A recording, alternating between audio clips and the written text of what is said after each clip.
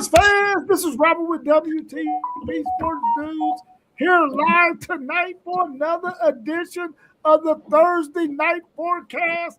We're going to be talking about the NFL Combine. Those invites went out to all those collegiate players who are headed or hoping they get to head to the NFL to play next season, and also the NFL draft. We're going to be talking about both of those topics. I'm here tonight with my man T1 of City League TV. How you feeling, T1? Feeling great, bro. Feeling great. Loving life. And, you know, since I had the girls today and it's an early 6 o'clock game, it started a little later than 6, but I'm getting home early. I looked at my clock. I said, oh, I can catch the potty. So I'm in the building. I get to see my brothers, man. And so I'm feeling great, man. Good to see my brothers. Good to see you in here as well. We also got our man Mossberg of Level Up Sports 10 in the building with us tonight. How you feeling, Mossberg? Man, pretty good. Pretty good, man. Like you said, in the building. It's good to see the guys, man. Normally I'm cooking up or on my way there. It's good to see you all, man. Definitely to talk what we talking. And shout out to you and what you do, City League TV, man. I can't wait to get out there. When I go to my games to coach on Wednesdays, it's this one young kid, man. We got to get him with us, man, for whenever we go out. If I could get a hold of him, he'd be happy to see me just because of seeing me with the City League TV shirt on my chest. We about to do something special. You doing something special. As it is, if they haven't checked it out, man, make sure you tune in. But I can yabble all day, man, but it's just good to see everybody as well. Definitely. Mossberg, have you gone from the 360 waves to a mini fruit? I guess it's called the Big Unk, man. I went to the chair today and got chopped up a little bit on the cut. So I guess it's called the Big Unk with the little scrub brush and all that, you know. Changing it up a little bit. You know, it's always good to be different, especially when you're growing. With the growth that you guys brought from that phone call, man, I just been growing my hair since, man. Moss, you sure you're not going for the Bob Marley look, man? Hey, shh. I just might do it. It's possible. We also got our man One Take Zaya in the building. How you feeling, One Take? It's a whole celebration going on tonight. Yes, indeed. Oh, yes, man, indeed. I was on mute. My bad. Hey, what's good with y'all, though? It's good to see all y'all, you know what I mean? All y'all looking like kings on the camera. T1, even though you ain't on camera, you a king, my brother. I'm gonna get there as soon as I get to my room. I'm in my car right now. I had it on, but I'm in the dark, so I said might as well just turn the camera on off. No disrespect, man. Can you hit One Take with that introduction one more time? Because it's been a while to see One Take on here with all the guys. Right. Then we got T1 in the building and One Take in the building, and we talking NFL tonight. Can we get One Take on that intro one more time for the one time? Let's welcome our man One Take Zaya in the building. What's happening, One Take? One Take in the building. We back. One Take out there. Y'all know One Take. One Take, you out there working. One of those 12 jobs. One of the 12 jobs, man. You know it. You know it. You already know. Gotta get to it. Gotta get to it. We also got our man Post Game of the Post Game 86 podcast in the building with us as well. How you feeling this evening, Post Game? Feel marvelous. We got a full screen in here. All the fellas, it's always a beautiful live stream where we can get y'all in here. So I'm happy and ready to go. Yes, sir. Yes, sir. We also got our man SEC Sean in the chat. Of course, he's watching NASCAR right now, so he's probably going to be popping in and out, answering some of the questions we got on the slate. But let's get right on into it, man. The NFL Combine invites have gone out. 114 SEC players, 84 Big Ten players, 50 ACC players, 10 of those happen to be Miami players, 45 Big 12 players, and 6 Notre Dame players. What's your thoughts on those numbers? That looks phenomenal for the combine. That looked phenomenal for the SEC. How they got 150, 40 something, and then the next one's got 90 or whatever you said. Where that makes sense at, because I can guarantee you, as you can see what these national championships been doing, it's talent up in that Big Ten as well as down south in that SEC. So, I mean, I guess that got to be biased too, or unless it's just not that many players that went into the draft up here at the Big Ten. So that's what when I heard you mention that, I haven't looked and saw what's going on, but that sounds a little lopsided once again in favor for the SEC. So no wonder they had more players drafted than everybody. I'm wondering the same thing, man. I'm wondering the same thing as far as in invites. Looking at the numbers, it's kind of crazy. I never looked at it in this way. Shout out to post game. They singled out your Notre Dame Fighting Irish. I know y'all independent, but just to know y'all got 6 players, it's very possible. I think all 6 of those guys can get drafted, but it is crazy with the numbers just seeing. But I don't know. I think we're gonna have half of some conference get as many players into the NFL that they have with these guys. I mean, with these numbers that we see here. One conference may get half of those players in the NFL, if not less than that. Let me say something real quick before y'all move on, because you just brought that Notre Dame up again, and with them having 6 players. So, I mean, even to me, that's even a low number. You know what I mean? Because I don't know the exact number of players, but my guess will be that Ohio State don't only have 6 players going to the combine. I mean, Notre Dame is one of those power schools to where you trying to tell me they only have 6 players worthy to go to a combine, or is that the average amount per team? I don't know. Well, one thing y'all got to remember when we looking at these numbers, these are the draft eligible players. So even though the SEC has 114, I would like to know how many players were eligible to be drafted from each conference. So that's one thing we got to keep in mind when we look at these numbers. And this is just simply the NFL and the scouting departments getting the players they feel like popped out on tape during the college football seasons, getting their invites. That's all. But one thing we have to remember is draft eligible players. Hey, you know what I'm going to do though now? I'm going to be like, all right, 114 at the combine. Let me see where all the 114 fall in the draft and what happened, I want to see what the percentage is. And we're going to break these numbers down.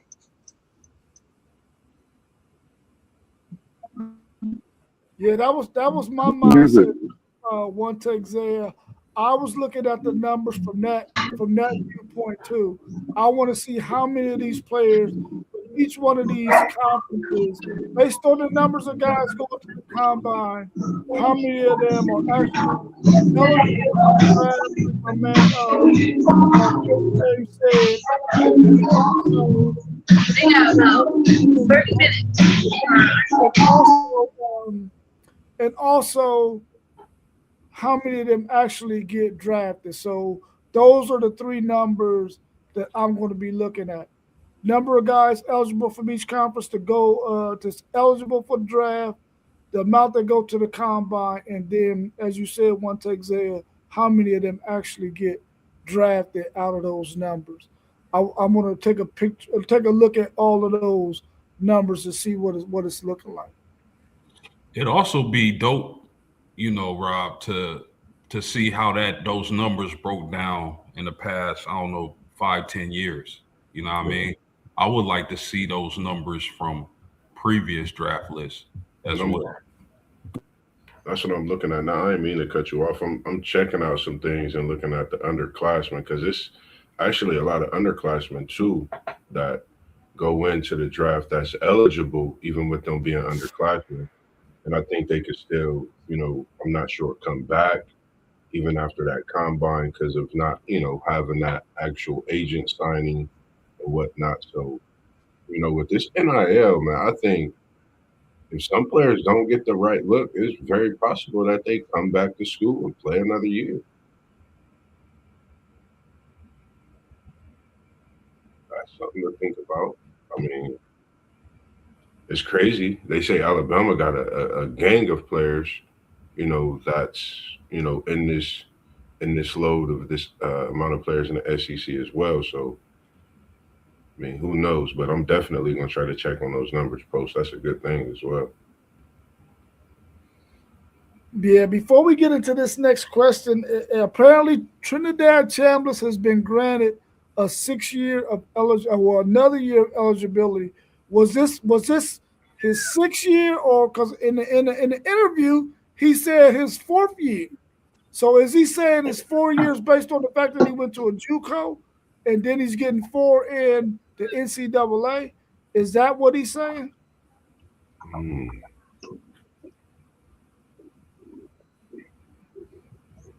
That's a. Did you get any take on this post on the Trinidad situation at all? No, I just saw that he was granted another year. I'm not sure exactly how his years broke down, junior college, Division 1, but I just know he got granted another year. And I mean, why not? Yeah. So he redshirted. He redshirted 1 year, and he was out for the year with a season-ending injury. That's why I always felt like he was going to get granted this, because we done seen people get granted for way less. Yeah. Yeah. And it's something to look at because, I mean, I think it's just a tough situation like we had talked about a couple weeks ago with this. The quarterback coming in, what's his next move now? Are they going to grant him that position? And then you got to think about the other couple quarterbacks that I think we spoke on as well. Are they going to grant them their eligibility? Starting to seem like in college football, you could basically become that professional, have that bread in your pocket, and just be successful and not look for the NFL if you don't want to. I mean, that's what it's starting to seem like. College is the new NFL in some kind of way with this money floating around and all the eligibility that they can have. Was this ruling from the court or was it from the NCAA?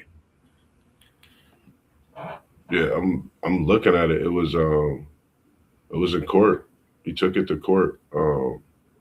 It says it was granted his eligibility, and then with him being in court for it, it's that injury, like one take Zay said, him having that injury, and it was speaking something about tonsillitis, with the red shirt and everything. I don't know if with Pavia's situation, it paved the way for things like this, but I mean, being injured and playing, I think, I don't know. It's a back and forth, a topic you can have your opinion on all day long. Hey, Moss. Yeah. Find who the judge is and see if he's an Ole Miss grad. I'm glad you mentioned something about that because they said something about it was something said about something about how my boy AJ DeBansa and his agent and the BYU situation. It's so many different crazy theories about stuff like that's been going around when it comes to things like that. Trinidad Chambliss wins case amid NCAA lawyers ghosting the judge. This is Yahoo Sports Canada. that is looking like, but it's just pulling up all different type of wow. Well, yeah, we might have to Hey, revisit this on Saturday, and so we can get some more details on this It's thing. so Since much. it's really just now breaking today. What else was you gonna add to that hey, one? hey, guess who sent the lawyer? He got the lawyer from Lane. Wow. Lane the one to put the lawyer on the case. Wow. Is he coming to LSU? No, he going to Nah, he ain't LSU. going to LSU, They but he got threw the lawyer. He threw the lawyer early because he wanted him to come to LSU. Yeah. Oh, okay. But it wasn't Okay. looking good, so Lane had to pivot. It wasn't looking good for a little minute. Yeah. They said the opposing counsel left the courtroom before the decision was rendered. It's been a lot. It talks about, I guess, some altercation that happened in this. It's a lot. We definitely gonna have some stuff to talk about with this Saturday once we all have a deep dive into it more. But it's definitely eye opening. From what I'm looking at and reading, it's a lot. Yeah. Well, let's get back on this combine. What do y'all think is the most important part of the combine? Well, I think the most important part of the combine, it depends on your position, right? If you're a corner, wide receiver, you probably want to hit a home run when it comes to the 40 time. If you're a lineman, you probably want to do well in the three cone drill, 10-yard burst drills, the 225, lifting a good amount of 225. So for me, it all depends on your position. That and then of course we can't sleep on this. Your health, the best ability, availability. How does your medicals check out? So, I mean, outside of that, me personally, I'm a film guy. Like, there's been players that have been terrible, put up terrible numbers at the Yeah. combine, but end up being great NFL players. I give y'all one guy, Kyron Williams, running back from Notre Dame, put up terrible numbers. I think he ran like a 4.7. He's been balling out in the NFL. So more Great. important so to me than the combine. Yes, the combine numbers can help your draft case, but that film, man, that film just don't lie. Yeah. Damn, I'm a piggyback off of you, and I agree wholeheartedly with everything you said as well. Because you, like you said, it really depends on your position. Like you said, with the health, um, I like the 40. I like to see them guys get out there and put them jets on, man. I don't know what it is, because the guys even that's out there when 320. Them big 6'8" guys, they out there moving. Them offensive tackles, them defensive ends, they move. And when you see things like that, I think that's what make me love the game, love the sports as much as we talk about it. Because when you see guys in their craft doing things like that, getting out there running his 40 time, puff and win, that's special. That's definitely my thing. I love the 40 time.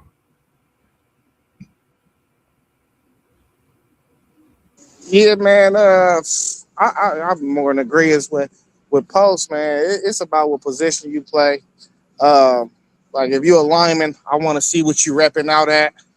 Um, if you more of a skill position, receiver, running back, I'm worried about what your 40 time is. Um, receivers though, more or less your 40 time, and I want to see what your route running look like and what your hands is like. Because if you out in drill work and you dropping balls as a receiver, that's not a good sign, especially if the tape say you drop passes too, though. But all in all, as post game said, that film don't lie. Film does not lie.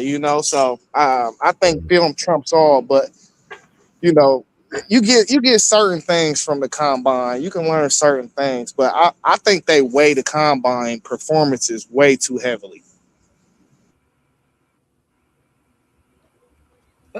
I mean, I'm gonna go with. I mean, everything that y'all said is really some good answers. I'm gonna go with just to go a different direction. I'm gonna go with the interview process. I think that's probably the most important, so they can see what the guys' character is like. Is it a high character guy? Is it somebody we're gonna have to, if we decide to draft him because he's athletic and he can play the game? Is he a guy that we're gonna have to give him a babysitter? You know, what kind of person is he? You know, I think the interview process is probably just to go a different direction than what you three did. Will probably be the highest thing on the list for me as the most important thing when it comes to the combine. I like the fact that you said that because when you think of an interview, you got to think of I'm giving you the keys. I'm giving you the ability to bring your family into this facility.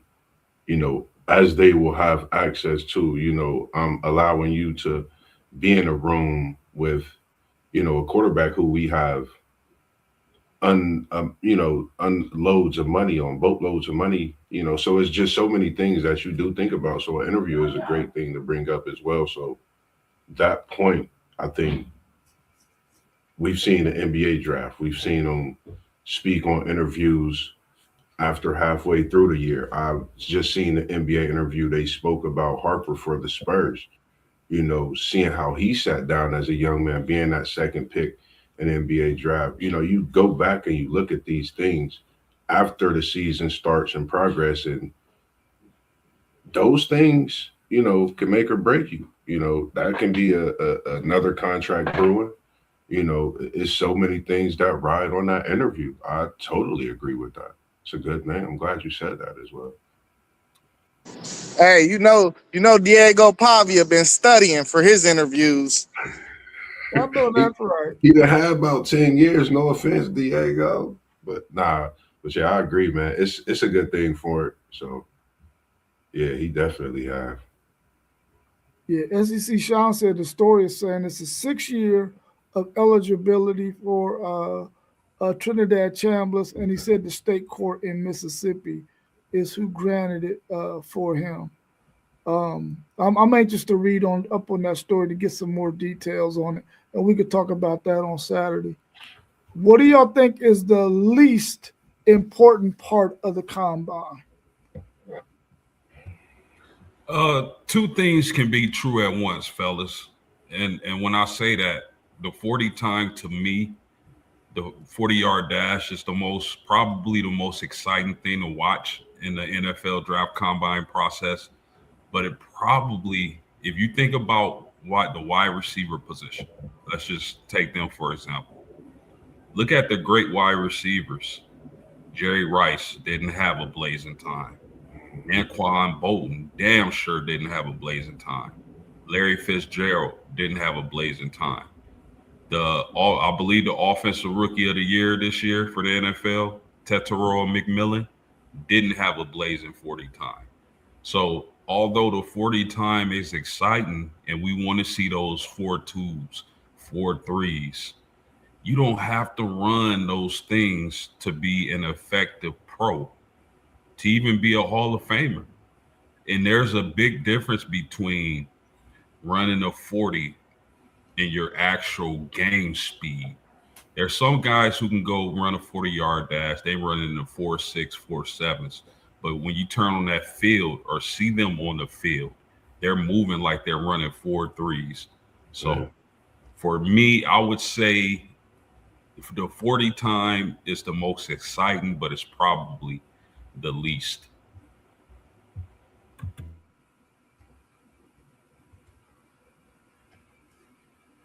Yeah, I'm gonna have to go with the broad jump. Like, what does the broad jump got to do with football? I mean, that's like some track and field stuff. Like, I feel like the broad jump has nothing to do with football. I'm with you, Zay. I couldn't think of what it was, but I'm glad you went before me. It's the same thing for me. I get it. You know, you have to be loose. You have to be, flexible. You do a lot. Don't get me wrong. Sometimes I be trying to figure it out too. Maybe it's something about deflecting. I don't know, but and I see where you're coming from as well, Post, when you speak on the 40 because there's for me, I was watching a Pro Bowl. I was literally so shocked at how Burrow ran for his little touchdown in the move he put on. So like a 40 time, it can make or break you. I love watching it, but like you said, it's something that can definitely be no focus until once you get on that field of play and you being you and doing what you do. So, you know, real speed is different. I missed the Pro Bowl. Yeah, you missed a Pro Bowl. Man, You I be miss a lot working. of stuff. Sports ain't what it used to be though. I know I'll be working, but Yeah, it ain't like that Pro Bowl ain't what the Pro Bowl was 30 years ago. I agree with you. I just watched the I highlights know. on YouTube. I ain't watched the actual Pro Bowl.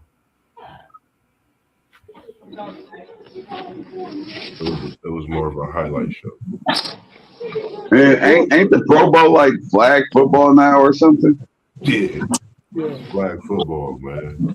Texas How, how A&M. my how my how my how my boy do? Which one? He did pretty good. Come on, you know what I'm about to say. You talking about which one? Come on, Mark. Don't do me like that, bro. I love Nah, you, man. he did pretty I good. You love had a you, bro. couple QBs in there though. You had a couple QBs. They both did their thing. Yeah, if I had to think about what is the least important part of the combine, I'm gonna have to say, hell, the quarterback's throwing those passes, man, because shit, Dylan Gabriel looked horrible as hell when he got drafted in the third round, man. And he looked like a pile of dookie shit.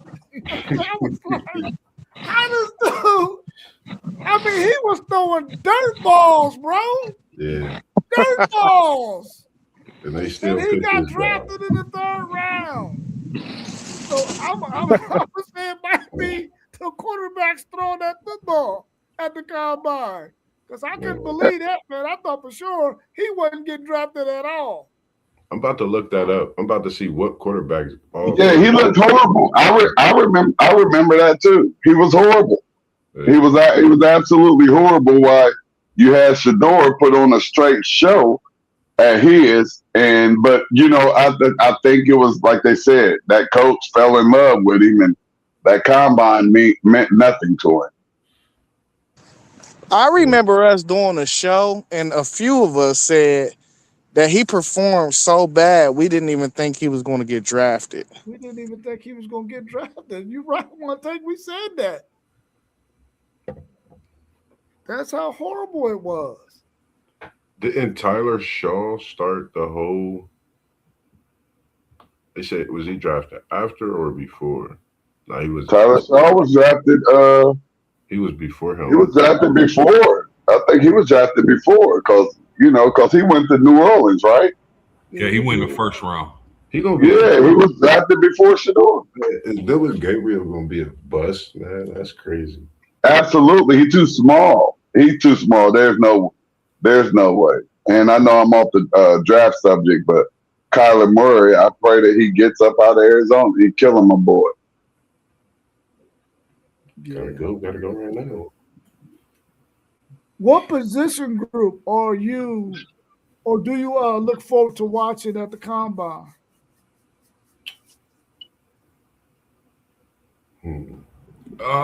For me, I like a few. I got my eyes on a few positions. I'll start at wide receivers. Carnell Tate, Jordan Tyson, Malachi Fields, Makai Lemon, Denzel Boston. I personally like Carnell Tate from Ohio State out of this group, but this is an exciting group of wide receivers, and I would like to see how they perform in their measurables and whatnot, and how that helps or hurts their draft stock. The other position group I'm looking at is definitely edge rushers. David Bailey, Ruben Bain, Keldrick Falk, Zion Young, Akeem Mesidor, Cassius Howe. So I like watching those defensive ends. Those guys are usually around 245, 250 to 260 and can move just as well as the wide receivers. And I would, just for the fact that it's perceived to be a weak quarterback draft, I want to see the quarterbacks throw. I want to see if any of those guys are going to come out of nowhere and move up the draft boards, i.e., a Sawyer Robertson from Baylor.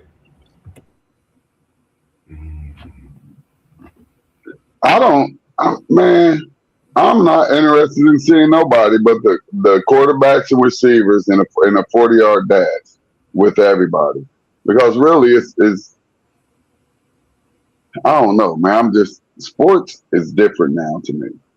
Sports is very different now to me, and like the defensive end, I love the names that you were spitting out, but like just watching them run a 3-cone drill or a shuttle drill or something, and like that don't impress me like the 40, or just quarterbacks throwing to the receivers or whatnot.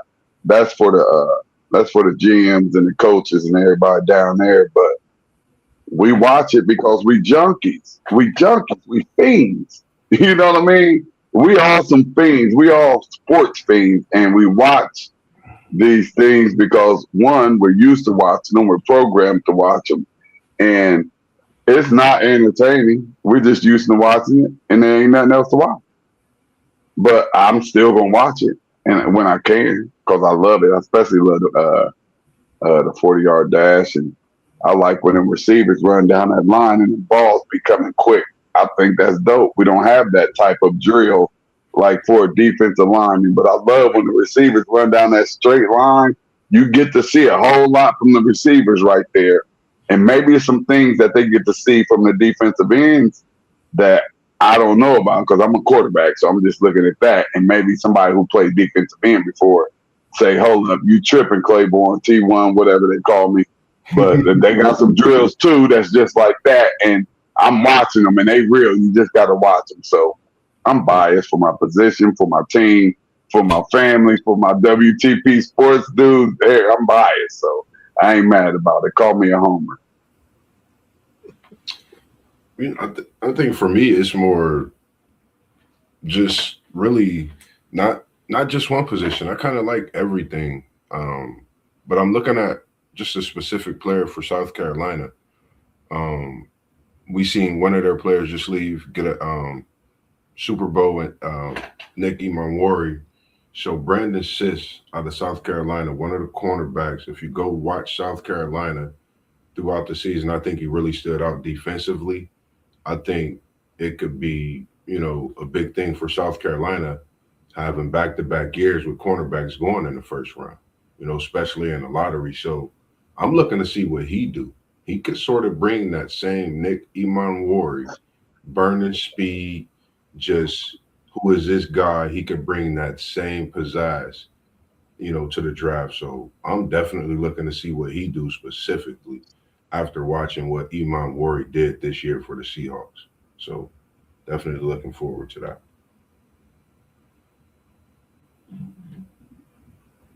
What about you, Wante? One Tech just got a new job. He got 13 jobs now. He's busy. He said, hey, look, I've been trying to, SEC Sean said I'm watching the punters. I'm trying to see who got that golden foot. I haven't forgot about when Parlay. I can rock with the punters. Listen, Sebastian Janikowski back when he was booting that left footer for the Oakland Raiders. I've been hoping we get a kicker, something like that. We had one the past few, but we miss them lately. Hope we could get this freshman, Lil Guayo. Man, I'm always locked in on some of them good feet, though. Hey, I like now that one, the punters, I can look at because I want to see somebody punt a ball 70 yards or whatever they might do. I've never watched the punters, but I wouldn't mind seeing them. But that just makes a lot of sense, man. if you can find a punter with a leg like that, people sleep on how that can change the game for you. Yeah, Man, man. yeah, Yeah, that's what I said. I would love it. The punters like that's somebody else. I can watch that. You know what I mean? I can watch that. Let me see who got that leg over here. You yeah. know what I mean? I can watch that. I wish I was able to watch every position just because I'm a junkie. I wish I could watch every position, but I can't. Yeah. I'm gonna go with the big uglies, man. I want to see those guys in the interior of the defensive line, and then I want to see all the linemen, man. I want to see what they're looking like.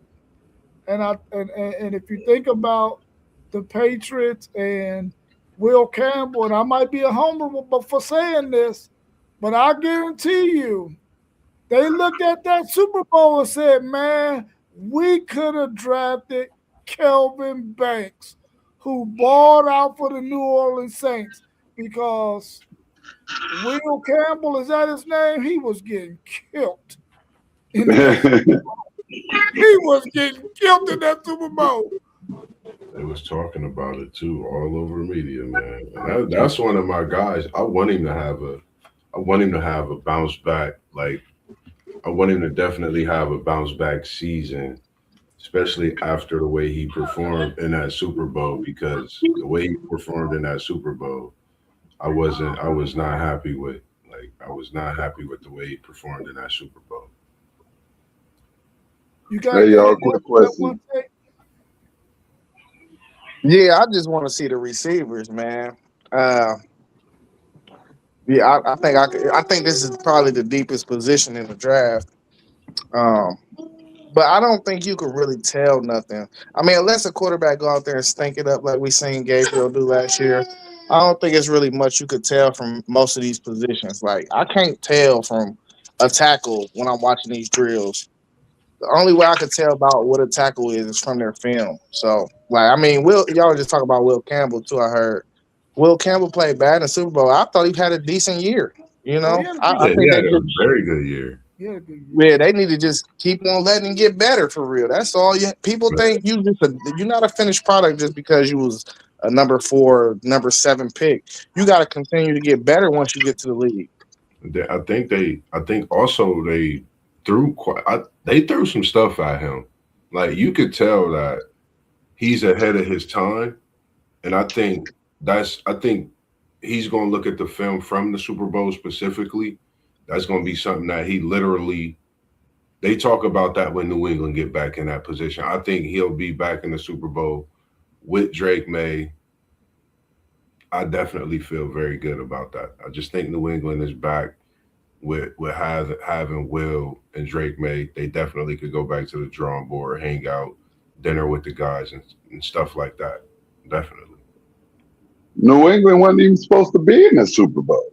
I know, and that's what I'm So saying. Like they this, had such an amazing year that really yeah, you can't say nothing about that team, about a player, or how they played. If that player was on a field, that yeah, player helped them get to the Super Bowl. So and then we talk about is Campbell a rookie?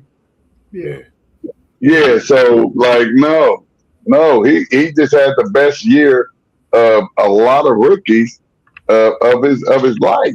You know what I mean? Went all the way to the Super Bowl, and the Texans, he just came up in CFP playoffs and all of that. So, man, he got the best learning experience that he could possibly have. He went as far as you could possibly go, but him and his team just didn't get it. So, you know, however he played, he got the experience that he needed that's going to elevate him in the way that this New England Patriots team is playing. Like it's up from here. I respect this team. I respect that Super Bowl team more than I respected any of those New England Patriot Super Bowl teams by far.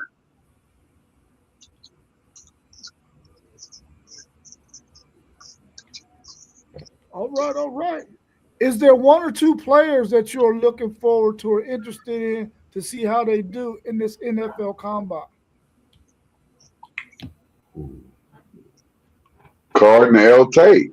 And for real, and y'all could call me a homer, but for real, he ain't even really got to be at the combine. He really could be like, y'all already know what I'm about to bring. Y'all already know with the homies that came before me, and everybody already know he first round, top 5, 10, or whatever, whatnot. But I just want to see him go out there and just show just how elite these Ohio State receivers are. I don't even know if Marvin Harrison Jr. at the combine. No.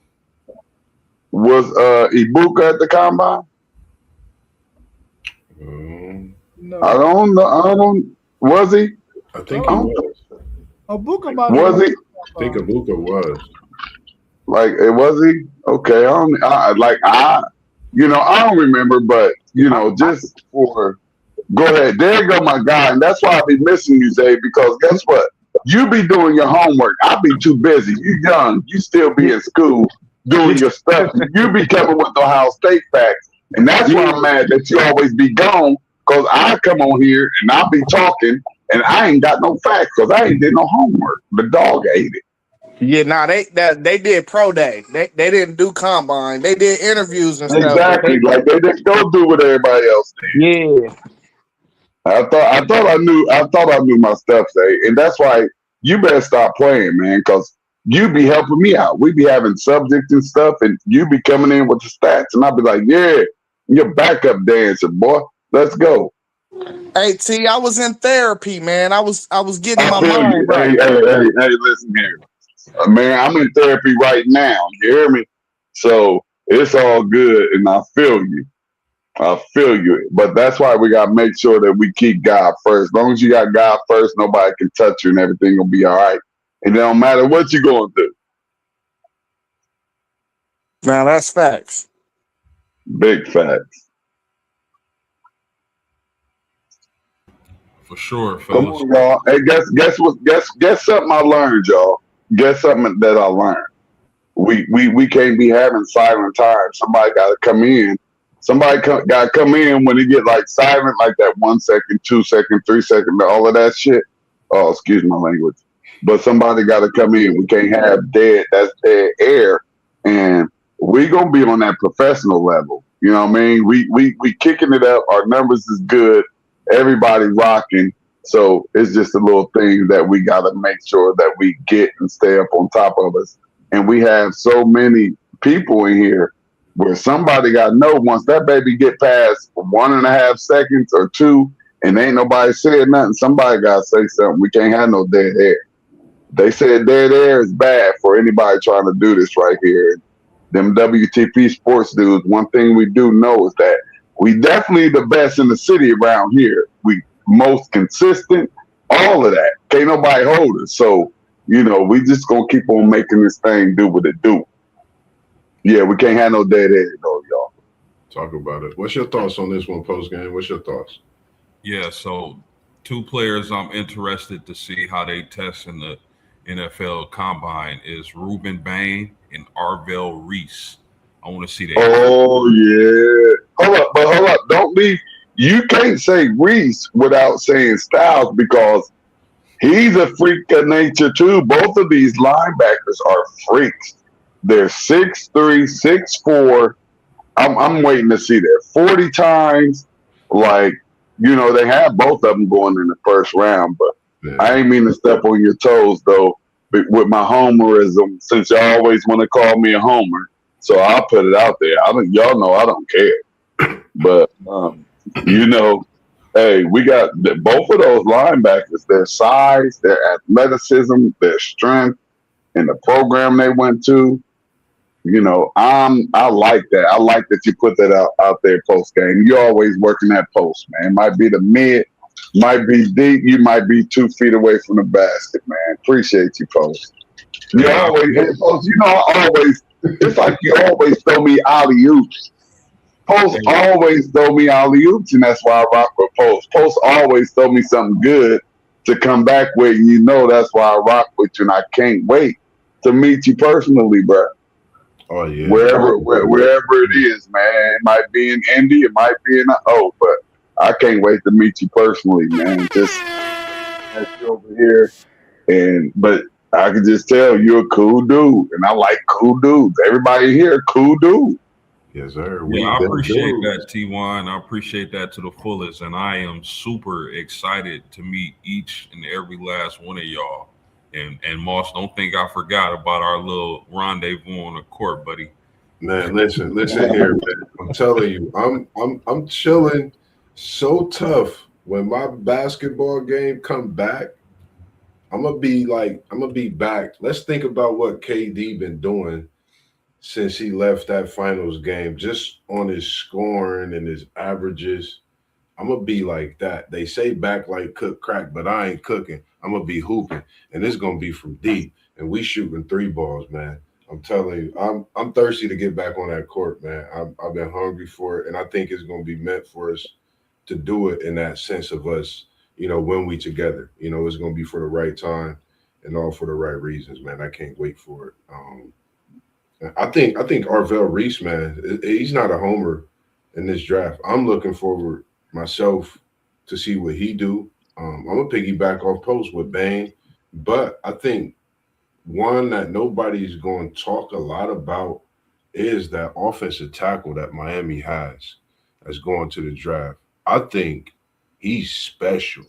I think we talk about Will Campbell. I think him and Will Campbell will be two tackles that we talk about 5 years from now, really being the best in their time together, being in the NFL. And when I say together, just playing in that, in the NFL at that position, being the elite players in what they do, and I just like the way that guy plays, man. He's a heck of a blocker for Miami, and NFL is waiting to have him. I'm sure GMs are salvaging right now.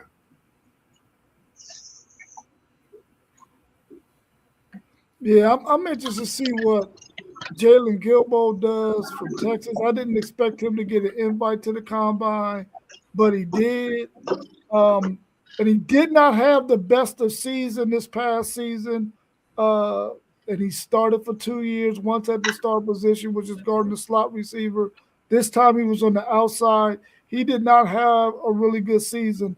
So I'm hoping that he can improve his draft stock, because right now he's probably a 6th, 7th round player, and also want to see what Michael Tabb does. Really, really smart guy, but he might not have the athleticism that you might look for at the safety position. So I'm hoping he could go out there and improve his draft stock as well. I'm only going to focus on those Texas guys for right now, because they're the most, those are the ones I want to see do something. The rest of those guys that's out there, like Arvell Reese, all them guys, I already know what them dudes can do. They've already done it. So I know they're elite. These guys had some little fall offs this past season, so I want to see if they could improve at the combine and improve their draft stock. So I'm going with those two. Yeah, man, I'm looking at 3 receivers. Chris Bell out of Louisville, who I think got the talent and the size to probably come out and be one of the best receivers in this draft. Denzel Boston, I want to see how he run, because I think if he can run a good enough 40 time, he could be the first receiver taken off the board. Not to cut you off, Zay. Where you know whose kid that is, right? That's one of your boys. That's David Boston's son. Yeah, you gotta talk about that, Fandor. He out there catching the ball like his daddy. Who did he play for? He played for Washington. He out there. Okay. He a monster. Yeah. And then the last receiver I'm looking forward to seeing out there is Zachariah Branch. I want to see how his hands and his route running look out there, because I mean, as speed wise, if you could find a way to utilize somebody like that in the NFL, he could be a game changer. And then I got one guy that I got a keen eye on, Sicario Davis, the corner from Washington, 6'4", long. I think he could possibly be one of the best corners out of this draft too. So I'm interested to see how he tests, because somebody gonna snatch him in the 2nd or 3rd round, I think, and I think it's gonna be a sneaky good get. A 6'4" corner, 3rd round. Yeah. Hey, T1, both of I'm their taking you up in corners. there just off of your size. If he's 6'4", if he can give me a 4.5 or a 4.6, he can give me a 4.6. Yeah. That buddy's in there. And we remember when you spoke about Kobe Bryant at Kansas,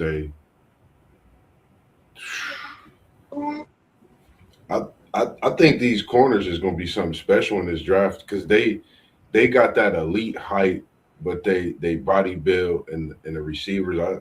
I like that, and I'm gonna definitely look at that, man. I think the skill positions, athleticism is definitely there. I don't know, man. I'm definitely looking forward to this 40 this year, man, for sure. And I'm glad you mentioned Boston's son. Go ahead, Post.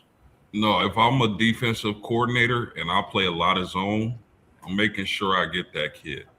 Yeah. So the 6'4" corner dropping in the zone. Man, that's super. Man, that's almost like illegal. You out there catching alley-oops on a football field. But you got to remember. Washington had 2 6'4" corners last year that started on opposite of each other. Oh wow. They've been. Listen here, though, y'all. Listen here. You have to remember when you have a player of that size at that position, there's a huge chance that he could move to safety. Yeah. Just to let y'all know, because he's bigger than everybody, and he has the speed to track balls down and things like that. So I could definitely see a 6'4" corner being played at that safety position. Man. Whew. Do y'all think the especially on the team who already has corners? Sorry about that, bro. Yeah, no, you good. Do y'all think the combine is more important than the school's pro day? Easily. I think the combine. Yeah, because everybody's there. Right. The combine is easily more important just because of what T1 just expressed.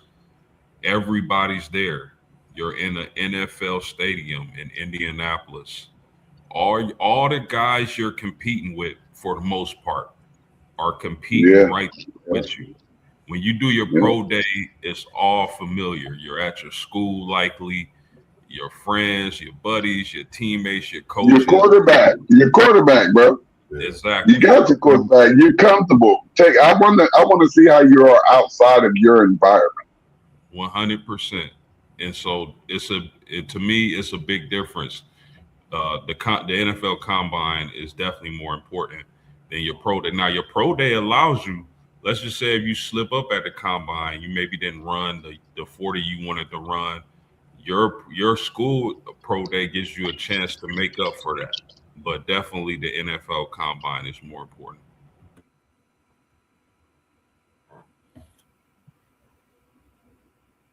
I guess we all got the same take on that. Nothing to add. That's what I was about to say. The combine for me, I think it's the same agreements. I think with everybody being there, you want to put that show on. You want to go out there and let this GM, let these bosses know why you want to be a part of their organization. Not knowing where you're going, but you want to make sure you leave that imprint in the right way. Pro day, like you said, familiarity with the same faces you've been around for a few years. You've been through that development. They know you know them. It's kind of like a normal day of practice, but that combine, all eyes on you, everybody locked in. You hearing the oohs and ahs. You got the cameras flashing. That combine is it. It's legit. That's when life get real in the NFL, when that combine hit. Pro day, OJ, MJ, Buckeyes by 17. Is that to start the season against the Longhorns? Because we could talk about it. We could talk about it. It's all good. I don't care who was playing. It just sounds good. Y'all know me. Sometimes I just talk just to talk. That's why I ain't got a voice right now. That's like great work you doing for City League TV, man. Catching all them great bangers on the high school level. Hey y'all, but look, on some other stuff. Like I have an interview tomorrow with I gotta remember to wear some City League stuff tomorrow. I have an interview tomorrow with a theater teacher over at Eastmore. And I'm trying to get, like, it ain't just sports, man. I'm trying to get the city to come and see what these young kids are doing. Like, I did it for the first time last year, and I went to the stage plays at Eastmore and Afrocentric. And I mean, I promise y'all, I thought I was at the Ohio Theater. So, like, if y'all can get y'all a date for one of these days, and man, it's a beautiful date night. You know what I mean? Go catch something to eat, and then go catch the show at it probably start at 6 or 7. It's like going to the Ohio Theater or the Palace or something, man. It's crazy. Send me the date. As long as I'm off, I honestly I will. I got, like I said, I had the interview tomorrow. We got the interview tomorrow, so I definitely want to do that, man. If I got that day off, you could take my promise from here. I'm at that play with you. I was watching it last year. I think it's something. I'm gonna be on the date. You ain't gonna be with me. I'll be on the date. So you better take somebody with you. We can sit by each other. I go chill, man. I ain't gonna be like the old school '90s movies where you with your date and I'm next to. Nah, you do you. I'm gonna chill and enjoy the play because you know me, I'm chilling. But hold up, my Buckeyes play tonight. See how far it's a halftime. Oh, they just dunked on us. Or who's what the? Or maybe that was something else. That's the NBA. So maybe that was something else. I'm so far out the loop. I ain't even seen my Buckeyes. My Buckeyes just played USC yesterday. I know that, but I ain't get to see none of it, man. I'll be out here every day of the week for City League. I work as a teacher, and then I get out and go do City League. Like I said, I got in early tonight. So I'm glad that I was able to join my homies, man, my WTP sports dudes, live here on YouTube, man. I miss y'all. When I'm not here, don't think that I ain't thinking about y'all. Yes, sir. Yes, sir. We know. Sure. I'm just working. I know. Y'all know I'm just working because, we've already had these conversations about what this podcast going to do and, what we doing out here. So it's all good. I'm just glad that y'all still doing and holding it down like No said we were supposed to do. So it's all good. 2, 3, guys, dog. 2 seconds. Come on, y'all. One take. What's your thoughts on that one? You got the combine. You got pro day. Yeah, it's the combine. You know what I mean? You at the own conference of your own coaches at the pro day. It's too many variables that they control and kind of you dealing with different people at the combine. So let me ask this. So did they disrespect what Shador did at his pro day since he didn't participate in the combine? Did they disrespect it because they said he made every throw? I think he only had like maybe 1 or 2 incompletions, and then they said he put the ball where it needed to be and whatever and whatnot. Like, so did they disrespect his pro day? Because they were talking good about him after the pro day. They was like, "Hey, he killed it." Politics. Yeah. Collusion. I mean, we know. I know. I just want to hear somebody other than myself, you know what I mean, talk about, what really, really went down last year. Yeah, but he actually has a coach now that actually likes him. It's the coach that was at Baltimore. He said, "We wanted you, bro. Or at least I wanted you. They weren't messing with you. I'm glad they got me up out of there." Now I got him, and let's see what happens, man. I want to see what receiver is there waiting on Cleveland, because Cleveland actually has to take that top receiver at number 5, who's ever there. They have to get him. They have to get a receiver, and then y'all can go figure everything else out after that. They need and it's quite a few really, really nice receivers coming out here in this year's draft. So they have to get one of those top guys, and if they can get that Buckeye, that's great. But man, you gotta save that because we gonna get to that later. Oh, we getting that? My fault, man. See, I ain't did my homework. Thanks, bro, for catching me. No, you good. Well, I'm gonna go a different direction than y'all, man. I'm gonna say it's the pro day.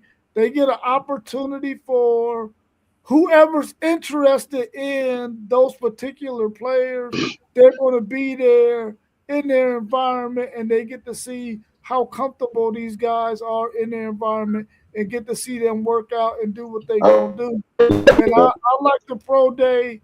I'm going to take the pro day over the combine for that very reason. Anybody that's interested in you is going to show up to see you do what you do, and you got an opportunity to show them a second time if you got to do it at the combine as well. So I'm gonna go with the pro day. I think my man SEC Sean said the same thing. He said the pro day is more important if you don't have a good combine, and we've Yeah. seen that happen quite a few times to quite a few players when it comes to them not doing well in the combine, but they go to their pro day and do a lot better. Let's turn our attentions now to the NFL draft. And what is it about the NFL draft that excites you the most? Definitely that sound. That right there. That right there. That's legendary. That right there. That excites it, man. But I would say just the fact that I'm sort of a sports nerd, in particular a football nerd. So the team building aspect of the NFL draft, I want to see which direction each team is going. Or will they take a tackle first? Will they take a quarterback? Will they pass on a quarterback? What are they going to do with the latter picks in the NFL draft? So it's the team building that excites me each and every draft, and that's why I pay close attention and watch because I want to see what my team is doing, what our opponents are doing, conference members, division members, the whole nine. I want to see which team makes a mistake and moves up in the top 10 and takes a quarterback, but the quarterback doesn't hit. So for me, it's all about the team building aspect of the NFL draft. Man, it's something you mentioned that because I don't think I realized how much, and I'm a piggyback in the same exact answer because I thought about how I spoke about the Carolina Panthers, and see which type of, they made a full 360 and they did just that in the draft would transpire into the off season. So I'm gonna go with the same thing in team building. Of course, seeing what your own team do if they can move up, depending on where they at, if they're in that lottery, if they could get a top player. But I think the same thing, building around that what you need, what can be added to make your team better, go to that next level, or improve on something that could possibly put you in a position that can make you not great, but put you on top. So I think that's something I totally look at as well. Man, I need my Buccaneers. I'm looking at my Buccaneers. We need to infuse talent on that defense, bro. That defense didn't have no pass rush. We got guys getting beat everywhere. We need to get younger at linebacker. We need to draft all defensive players in the first 3 or 4 rounds. That's it. That's all I need. That's the only thing I care about in this draft. Is what do my Buccaneers do? Do they make the right picks? Yeah, for me, man, what we did last year when we all got together and we planned on this to lay out the NFL draft, we all did a mock draft and we were trying to figure out what players were going to go where. And we kept track of how many of them we got right, which is really hard to do. It's really, really hard to do because you never know how those first set of chips are going to fall. Um, but that excitement, man, really changed the game for me when it came to the NFL draft. Just being able to get more familiarized with all of the players who could possibly go in the first round because you're looking at about 50 guys and you're thinking to yourself, man, this team has this need, but this player is left on the board and he's probably the best available option and they could use this guy too. even though they need this particular dude, but they go in a different direction. All of that, the thrill of all of that kind of stuff really kind of changed the NFL draft for me when we did what we did last year. So for me, it's being able to look at who you think is going to be projected to go in the first round and doing an actual mock draft is what excites me about the NFL draft as a whole. I'm glad you mentioned that. That was fun, man. Like That was super fun, bro. that was, and I don't like. I think that was the first time ever being up that long for the draft in a long time. Like when we did that, like I just did a lot more studying. It was definitely fun, man. I can't wait till we do it this year. Yes, sir. The Raiders, Jets, Cardinals, Titans, and Giants have the first five picks. Can any of them trade up or trade down? Or will any of them? Can you see any of them trading up or trading down or Mm. trading back? Rather? Yeah, I can see the Titans trading back. The Titans because you know we all think that Mendoza is going number one, right? Yep. So at number two, if somebody really fall in love with something that they need and they could possibly get a cornerstone, like let's say a Arvell Reese, if the Titans get a handsome enough deal, they can move back and gather a couple more picks and still find multiple pieces to build their program because they need the Titans need so much that I don't think if you miss out on a prospect like Arvell Reese, who kind of, let's be honest, lacked a little bit of production, are you willing to take that risk and that gamble based off of the measurables and just what you see with your eyes and the build of the player? Because for me, if I'm at two and I'm looking at Arvell Reese and I'm the Titans, but somebody come to me and tell me we could swap first round picks and they give me a second round pick and maybe a third round pick to add to that, I'm coming up off of that just because I know I need so much talent infused into this roster, and the production just wasn't there for me for Arvell. Arvell should have had a more monster. Now that's not a knock on Arvell. I think that was more of a knock on the coaching because we didn't weaponize him enough this year. But I definitely think it's always offers. It's always offers that you can't refuse. Agreed. So, I mean, I think the fact that this isn't a quarterback rich draft, you probably won't see much movement. But I agree with one take that if there's one team, it might be the Titans, given if they're given, a deal where they can make multiple picks and get some defensive help or some help for their young quarterback. I can see the Titans moving around, willing and dealing. But if this was a quarterback rich draft, I could see multiple teams moving up. But the fact that it's not, if the Raiders take Mendoza, I wouldn't be surprised if those teams held pack and just took the players that they wanted to take because defensive help, you can get a lot of that in those first few picks. Offensive tackle, if you need that, it's there for you. But outside of the Titans, the Cardinals are a wild card. The Jets are a wild card as well. Because I mean, do they fall in love with a quarterback that isn't projected to go as high and do something crazy? Or it might turn out to be something smart in hindsight and move up and take a quarterback. But outside of that, man, I don't see much movement. The Titans could trade their pick and get multiple picks. I would like to see them do that, seeing as though they need a lot of help in different areas. Yeah, I totally agree. I think it's the Titans. I think they want to make sure they're doing what they want and need to do with this draft. Like you said, being the fact that you like to see teams balance out what they need post game. I think the Titans are doing just that. We knew they wanted Cam Ward, but leading up to the draft, it was that thought: will people trade back? Will teams trade back? What is the Titans going to do?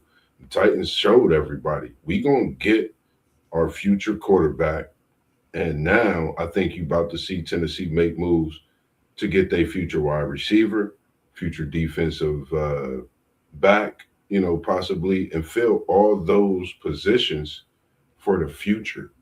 And if you see, I think some teams need to take a look at Carolina's book. They literally drafted an off season. I think that was, if you think about the last couple of years, they did great. You can't get no better than what they did, especially with the way the situation was at quarterback for Bryce Young, having Dalton backed up. I think the Titans stepped back and they the team to trade up. Yeah, I think outside of the Raiders, the other four teams could possibly move back. I think all four of them, you're talking about the Jets, you're talking about the Cardinals, the Titans, and the Giants, they all need some significant help on their teams. And I think that they should be thinking about next year's draft and the draft after that if they could compile some picks, much like Cleveland did, because they're going to get 2 picks in this first round this year. They should be thinking along those lines, especially the Titans. Now, the Titans need a lot. I mean, they need a lot.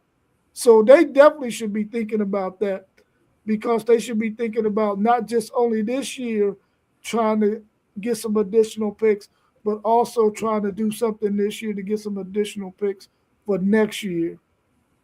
So they're definitely first on my list because I'm a Titans fan, and that's what I would like to see them do since we already, I believe, have our quarterback situation in decent shape, even though Cam Ward didn't have, he didn't, his season wasn't horrible. I've seen some great things out of Cam Ward. I'm excited to have him as our quarterback. And I think going forward, he's going to get better and better and better each year. But by his third year, I want them to have all the other pieces at least forming in the shape so that they can be in much better shape. But I think the other three teams need to be doing that as well outside of the Raiders because I think they're going to be forced to have to get Mendoza this year. What are the chances that the first 3 picks all take a quarterback? The Raiders, the Jets, and the Cardinals. Extremely slim. I don't think and I don't think I'm alone when I say this. I don't think it's a great year for the quarterback position. There are even some who question Fernando Mendoza as the first overall pick. You Ty Simpson, Drew Aller, Garrett Nussmeyer. I don't like any of those guys in the first round. Um, that's why I'm so excited to see the quarterbacks and the quarterbacks go through the process because I really, really Hmm. like Sawyer Robertson from Baylor. And I want to see if he's able to improve his draft stock. I don't think it'll go through the roof to where he's picked in the top 5, but I think there's a slim to none chance you see the first 3 picks be quarterbacks. And with these teams knowing that next season's quarterback class, that's the class you want to be picking from. Yeah, same for me. Go ahead, Zay. Yeah, I'm about to say I'm 0%. Like if we see 3 quarterbacks go in the first 3 picks this year, we need to fire a lot of these GMs because now you're reaching for sure. It be reaches here and there, but like this will be a for sure reach this year. It's just not that. It's not that in the quarterback position group this year. Now, I just think about the quarterback we just had take a team undefeated, a couple years back, Big Ten, talked about prominent quarterback they thought got ready for the NFL. Now it's talks about is he going to have a plan for the NFL in the future? Talking about J.J. McCarthy, another Big Ten quarterback, Mendoza, give me thoughts of is he ready for the NFL? Is he ready for this next level? Some quarterbacks are just college quarterbacks. Not that he can't be great. I'm not disrespecting the kid, but I just don't think that quarterback should be drafted in his first 3. I think you more so to see a trade for another quarterback because there's been a lot of some quarterbacks that's been on teams for years, like a Lamar Jackson, and other quarterbacks that's been in trade talks that they're having. So I don't think they should. Chances are slim, in my opinion. It'd be crazy if they do. Yeah, if I'm all three of these teams, if I'm the GM, I'm not picking a quarterback at all. I'm not picking Mendoza in the first with this first pick or the second pick or the third pick. I'm going to wait and take my chances on somebody else later on, maybe in the second round, to see if maybe I could get this guy developed. Because I think there's some other quarterbacks out there that has the same, probably the same level of talent as Mendoza. I don't think I would pick any of them with a first pick for sure, or second or third. I would wait and I will get something else and try to get some other picks for. But I definitely cannot see all three of them getting a quarterback. It's just not a quarterback laden draft. So we definitely know that that's not going to happen. If it does, man, like one take Zay said, some GMs need to get their heads chopped off. For fire, not literally get their heads chopped off, people, but they need to get fired. Get fired. Yeah, it's crazy. The I Browns. want to say though, I think y'all are completely wrong about Mendoza. I really do. I mean, did we just not witness this man have probably one of the greatest seasons we ever seen outside of Joe Burrow? No, I mean, we didn't. we got to think in recent memory. JJ McCarthy. No, we did not. No, JJ McCarthy did nothing Mendoza did. He went undefeated, bro. And he took the Michigan Wolverines, bro. Mendoza has he has some splash plays down the stretch in some games, making some beautiful throws. But he has some games there where he wasn't stellar, bro. He was not stellar.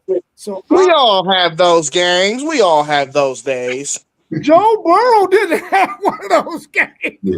Joe Burrow. Yeah, but he also had two of the top 10 receivers on his team in the NFL. That is true. But I think most of us on this channel even said that his stats to win the Heisman was the weakest stats we've seen from a quarterback who won the Heisman probably ever. I can give you that. I can give you that. Probably ever. Like it's crazy to like. You got me thinking, like, is it a college quarterback that had better year that, like, do they have to win the national championship to have a better year than him? Like, that would be the question. Like, because, yeah, I think you do and you don't, depending on it's crazy because you'll have your opinion back and forth on that. Just my opinion, I think he's a great college quarterback. I think it'll take him a couple years in the NFL, but I don't know. You know, I thought highly on JJ McCarthy, and right now, you know, I don't know. Let me ask y'all this question before we move on. I'm sorry. I want to ask y'all this though. Do y'all think Cam Ward was a better prospect? Yes. Hell yeah. Then Cam Ward. Like, oh yeah. Man, Cam Ward is, bro. And if he had weapons in Tennessee, they'd be in the playoffs. Yeah, Cam Ward, he just got Cam Ward, his arm talent is just on another level, and his ability to move. But the thing I like Fernando Mendoza, but I think looking at his season, and he had a great season, is not a knock. We really splitting hairs, but his biggest games kind of came against his easier opponents. Kennesaw, he goes 18 for 25, 4 touchdowns. Indiana State, 19 for 20, 275 touchdowns. As opposed to the championship game against Miami, 16 for 27, 186 yards passing, 0 touchdowns. But I mean, he did destroy Oregon. I give him that. But I just think, man, when you compare number one picks, when we say this quarterback is number one, we're gonna take this quarterback number one overall, right? And it's not Fernando's fault, but when you compare him to the other number one quarterbacks, I just think he's one of the weaker ones. That's all. Right.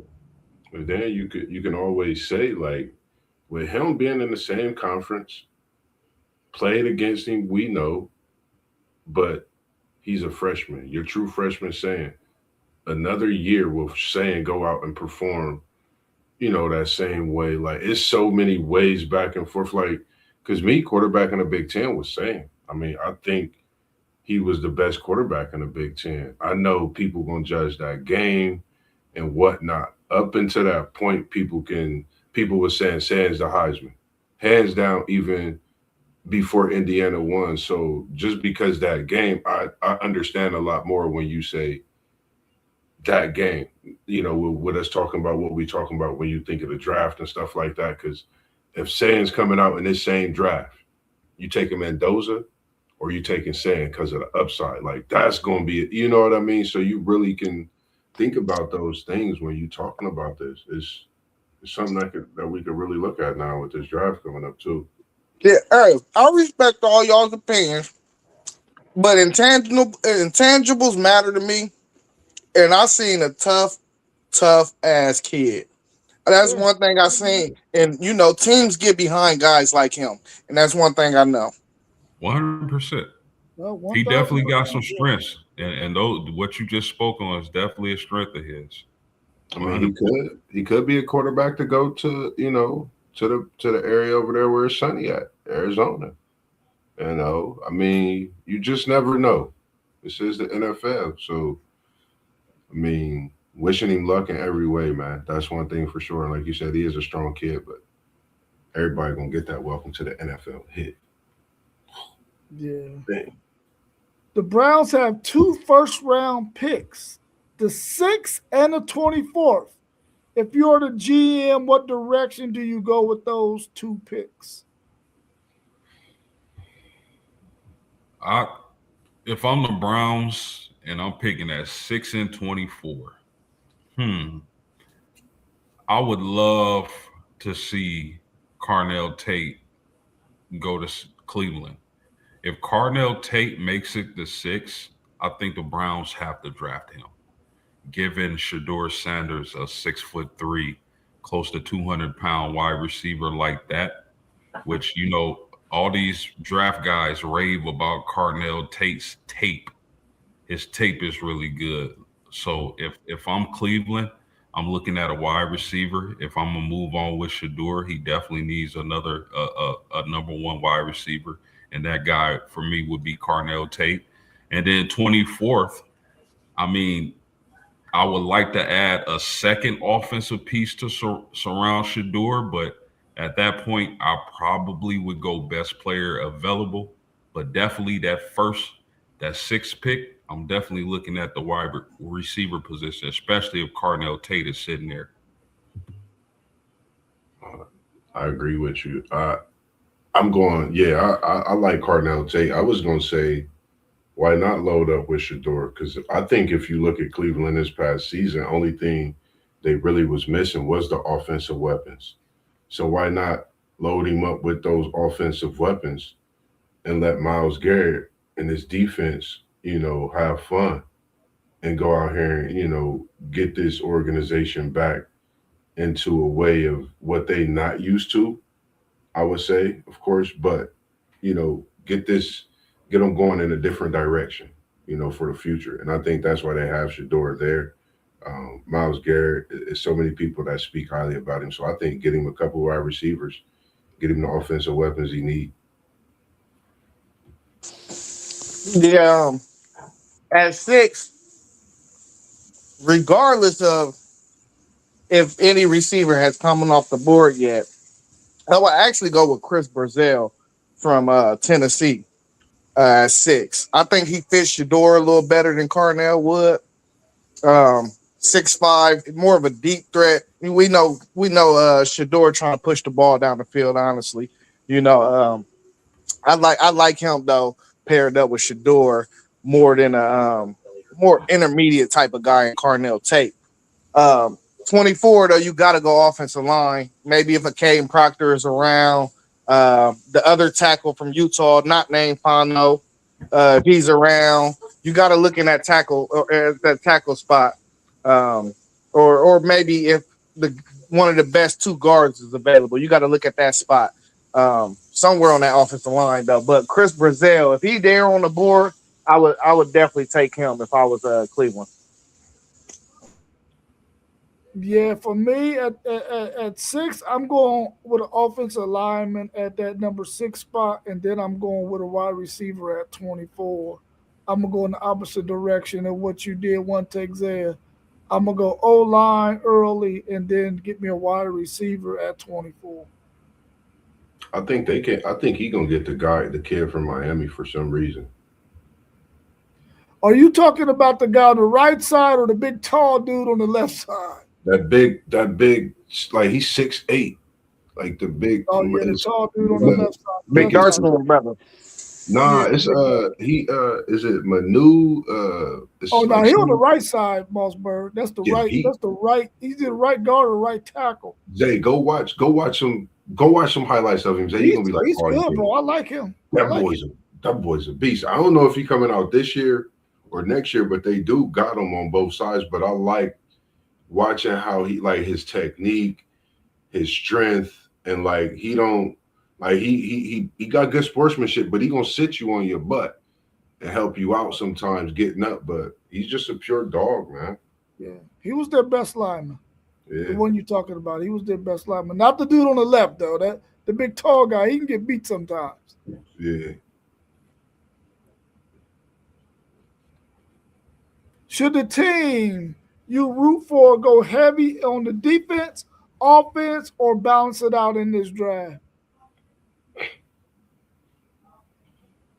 Defense. Well, my Colts don't have a first round pick this season, so they'll be picking, outside of the first round, obviously. But I would like for my Colts maybe address offensive line, maybe still an offensive line. Chris Ballard, our GM, is really good at finding guys in the later rounds, and they end up being stars. So their scouting department is pretty good. I would like them to get some help on the offensive line, maybe some linebacker help in Indianapolis. I think we can sew up those things and stay healthy. Indianapolis has a good chance of being a playoff team this season. But I would say offensive line, linebacker, and maybe receiver if we can't get Michael Pittman back. So those are the things I would like to see the Colts address.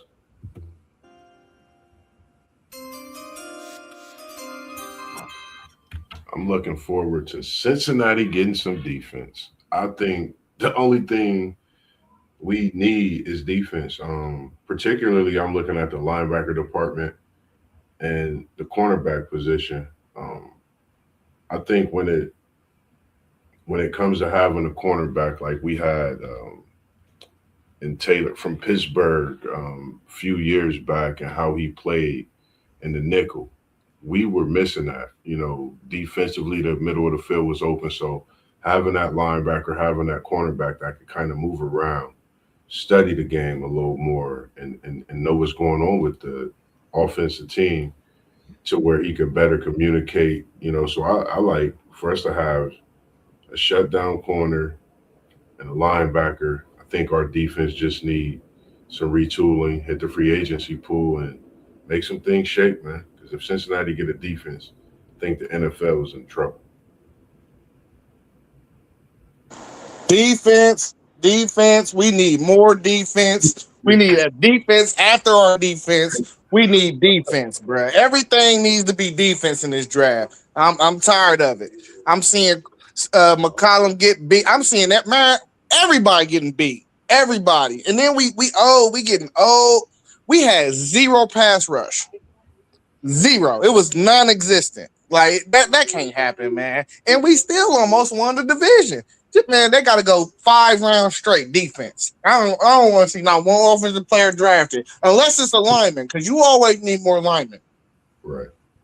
Yeah, and the impressive thing, Zay, about your Buccaneers were They dealt with a laundry bag full of injuries. Injuries. Yeah, We can't get a break, post. I'm telling you, this is 2 years in a row.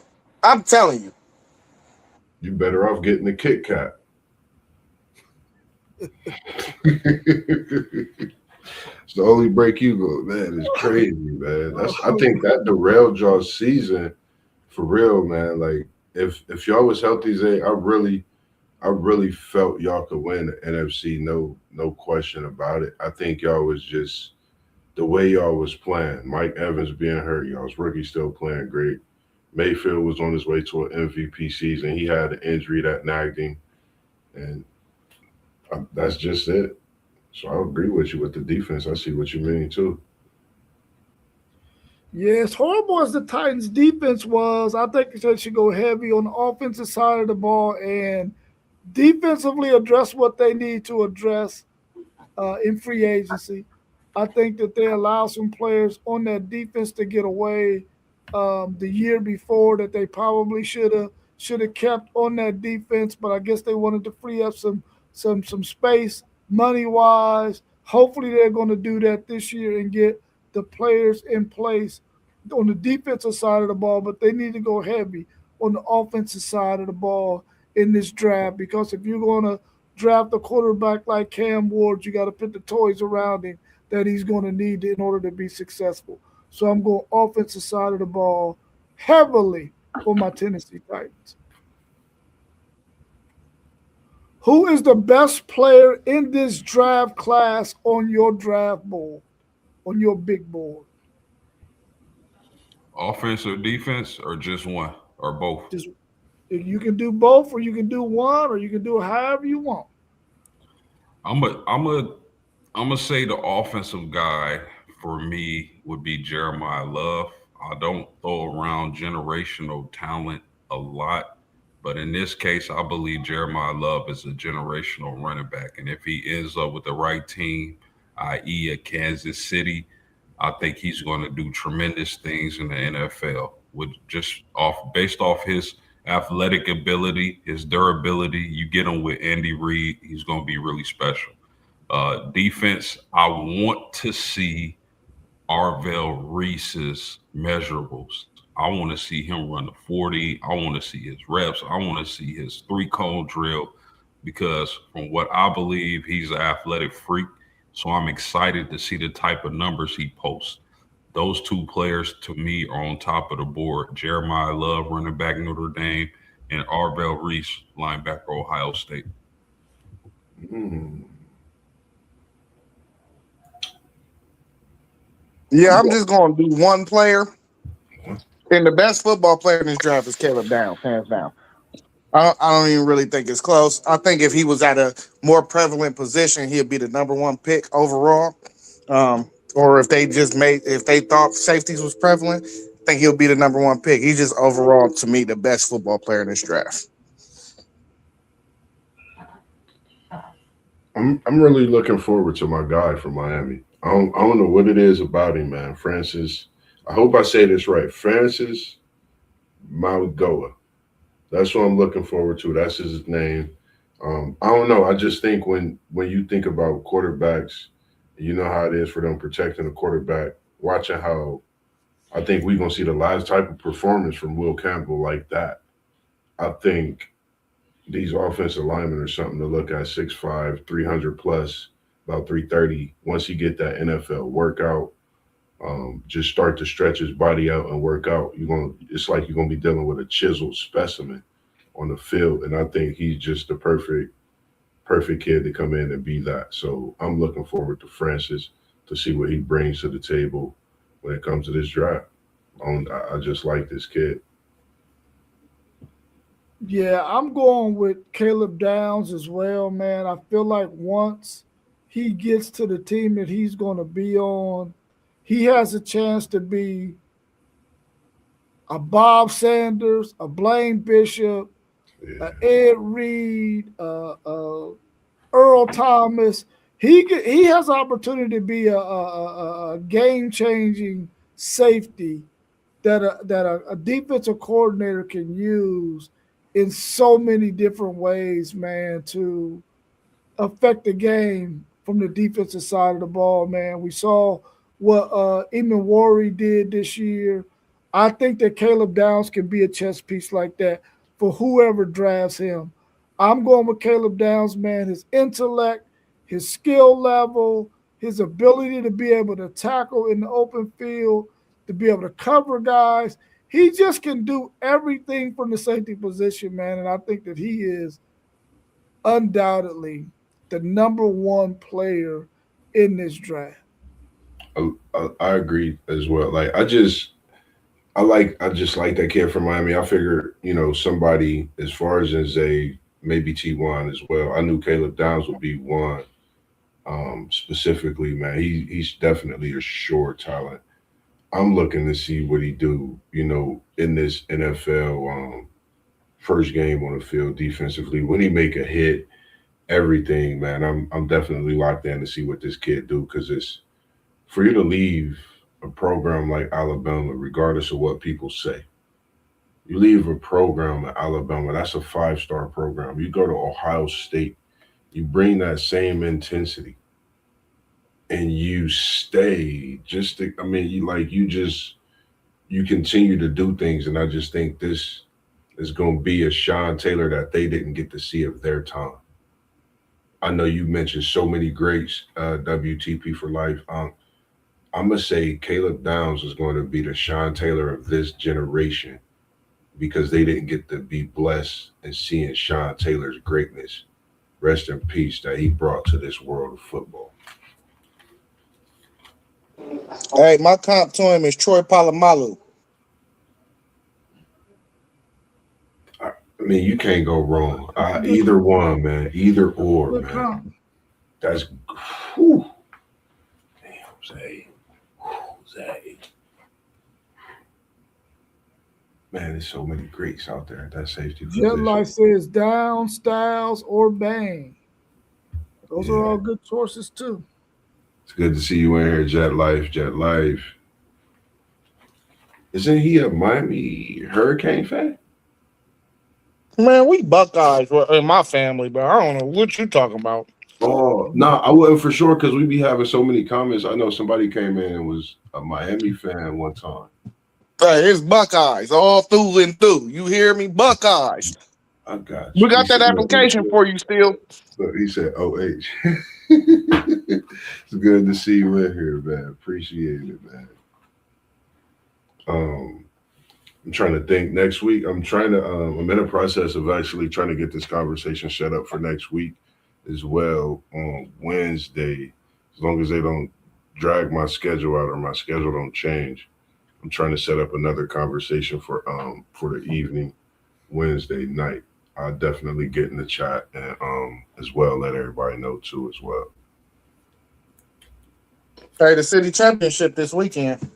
Girls. Saturday, I think Saturday at noon. Is it the girls is at noon at East, right? Mm-hmm. Yeah, because I'm actually one of the kids, Poe's niece, Jakila. I'm actually working on a conversation with her and her mom, the point guard over at Walnut Ridge. Something special, having a great season. She'll be playing in that championship game, I believe, as well. I've been dropping edits. She's one I got to edit on my Instagram page. I really enjoyed doing that for her and her mom as well. So anybody out there, if you want to get your edits done, man, definitely tap in with me. I enjoy doing it, man. It's something I'm on my off days. I sit back. It give me time to, get better at my craft. So if that's you, man, definitely tap in with us, and we'll definitely get that done for you as well. And I'm learning from you, Zay. Zay definitely helped me out with a lot of it too, as far as in watching how he do stuff, and told me just to work at it, Moss. You're gonna get it down. So I appreciate your push on that, Zay, for sure. For sure. Who's playing in that city championship game on the girls' side? After Centric and Centennial. It's a rematch from last year. Centennial won. Yeah. Okay. Hey, and what's crazy is it's the same game.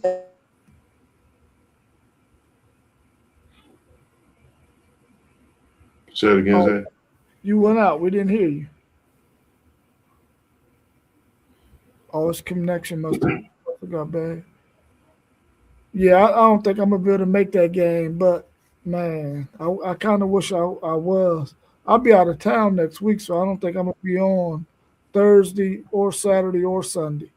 So Gotcha. I'm gonna have to hold it down because I won't be around. I won't be available. Rather, Hey, finish yeah, it up, man. Do I'm in that one take.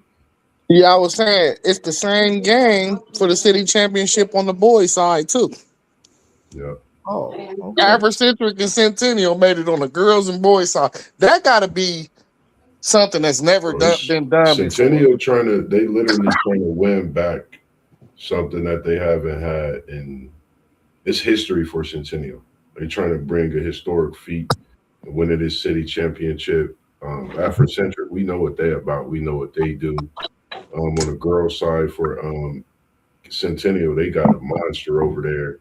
Career leader, I think one of the career leaders in points. She just had I think 1K or something like that feat as well this year. Like Centennial is definitely changing the game. My niece, she plays soccer there, so they won the city for a few years in a row. So I know that school is definitely rocking right now and ready for this weekend for sure. All right, y'all. Well, I appreciate everybody making it, man. Everybody that's tuning in, make sure that you subscribe to the channels you see scrolling across the bottom.